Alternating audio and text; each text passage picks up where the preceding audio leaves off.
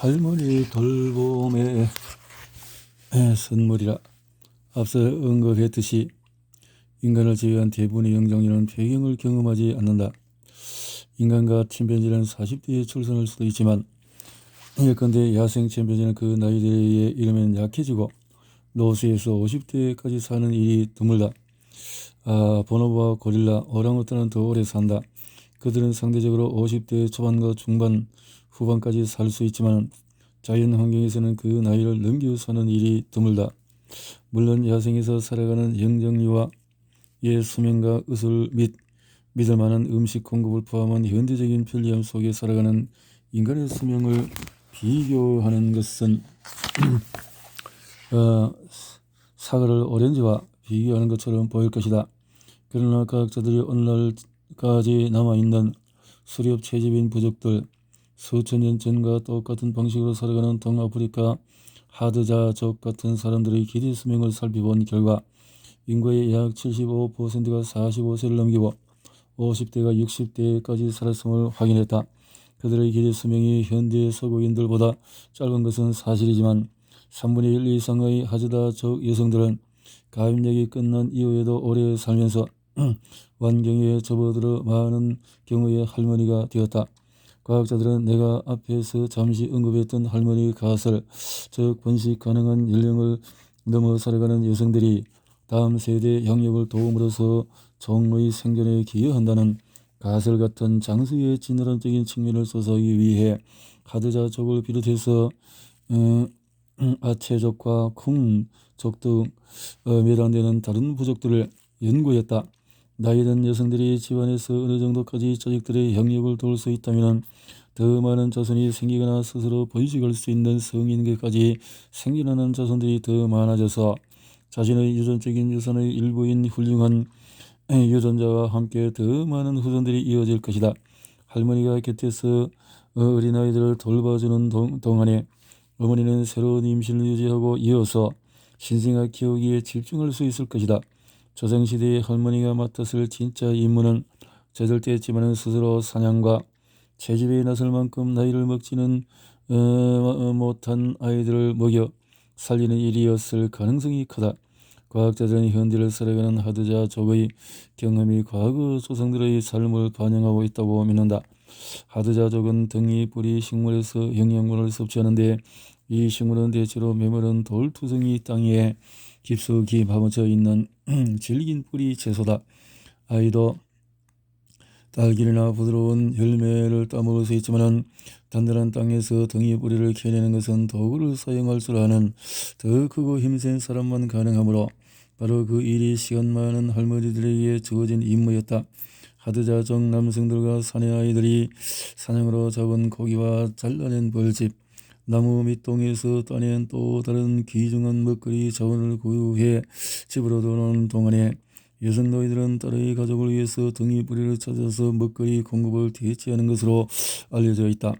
완경은 조상 여성들이 가임 연령 이후에도 계속 생산적인 존재가 되도록 방법을 제공했다. 우리는 더 오래 살도록 진화했기 때문에 손자들을 돌보아주면서 다음 세대도 확실하게 우리의 유전적인 유서를 전달할 수 있게 되었다고 말해도 좋을 것이다. 안면 홍조증에 좀 시달리기는 하지만 금이 샬롯보다는 우리가 형편이 더 낫다. 난자 경제학 심화단계 중간고사와 기말고사. 여성의 생리가 1년간 완전히 끊기기 이전까지는 폐경으로 여기지 않는다. 정말이지 연이어 4개월간 생리가 없다? 아니다. 생리가 다시 시작되면 그것은 아직 폐경이 아니다. 9개월간 아무 일도 없다가 강렬하게 이틀간 생리했다? 더 가까워지긴 했지만 여전히 폐경은 아니다. 갱년기의 특징은 신체적인 불편, 모든 것이 호르몬과 관련된 증상이며 공포스러운 이야기가 끝도 없이 들려온다. 당신도 알다시피 인생은 끝났어 라고 말하는 듯한 기사를 읽다 보면은 당신 마음 한구석에서 차라리 하루살이와 동급으로 취급받는 게 당연하지 않을까 궁금해질지도 모른다. 그렇다. 완경이 가까워져서 결국 그 단계에 접어들면 당신의 몸이 변화하게 될 것이며 어쩌면 당신의 뇌도 마찬가지다. 그러나 여성들이 새로운 호르몬 단계로 이동하면서 겪는 대다수의 경험은 성별과는 상관없는 단지 인간의 노화 현상의 일부이며 가임기 여성들이 풍부하게 갖고 있는 특정 호르몬이 사라져버리기 때문만은 아니다. 과정 광고에 휩쓸린 대중이 사실이라고 떠들어대고 여성의 건강에 대한 연구 부족으로 정보가 부족할 때 모든 나이대의 여성들은 손해를 본다. 그래도 환경은 인간의 성호르몬이 얼마나 강력한지 상기시켜주는 존재이며 여성들에게만 해당되는 것은 아니다. 인간의 생애에는 멀리서 봤을 때 남녀를 구분하기 어려운 시기가 두 번이 있는데 아이들이 어릴 때와 어른들이 노인이 되었을 때다. 똑같은 머리 모양의 비슷한 옷을 입었을 때 여자아이와 남자아이의 차이를 설명하는 것이 얼마나 어려울지를 생각해보라. 에스트로겐과 테스토스테론이 줄어들었을 때 80세로 빨리 감기를 해보자.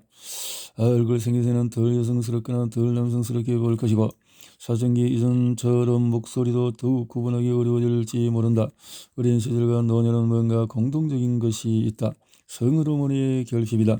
환경은 여성들의 수명을 가임기 이후로 늘어나게 하지만 안면 홍조증이나 불면증 같은 부작용을 난자 경제학적인 거리로 구성하지 않는 한 우리가 왜 그런 일부 증상을 갖도록 진화했는지 확실히 단언할 수가 없다. 이번 난자 경제학 사례에서 할머니는 자신의 신체에서 에스트로겐과 관련한 혜택을 일부 잃을지 몰라도 심리적으로 다른 아이들보다 더 받아들이는 능력을 얻는다. 여기서 그녀는 본인의 자식이 아닌 자손에 대해서도 잠재적으로 더 넓은 포용력을 지닌다. 그렇게 되면 만일 그녀가 학대에 가족의 진지를 돌보는 경우에 더 훌륭하고 헌신적인 도우미가 될 수 있을 것이다. 생물학적 인 엄마는 아기를 보호하고 젖을 먹이면서 밀접한 거리에서 아기와 배타적인 유대를 쌓지만은 할머니는 특히 모유 수유면에서 엄마 똑같이 친밀한 유대 메커니즘을 지니지 못한다. 여기서 아마도 환경은 할머니들에게 장밋빛 안경을 선삼으로써 심지어 이티처럼 생긴 아기들까지 귀엽게 보고 그들의 생존에 잘 자랄 수 있도록 도와주는 진화론적인 뒷받침을 제공할 것이다. 우리는 처음 사춘기가 시작될 때 임신과 모성을 거치기까지 발정 호르몬의 생애를 경험하며 그 길을 따라 걸어 노년으로 향해 가야 한다. 그러나 평범하고 건강한 호르몬 단계를 해결해야 할 문제나 진정시킬 필요가 있는 증상으로 얼룩진 것처럼 바라보는 것은 오해다. 분명 단계마다 고유한 어려움이 있지만은 여성 호르몬의 밀물과 썰물과 흐름으로 생겨날 가능성이 있는 깊은 즐거움 역시 각 단계에 대기하고 있다.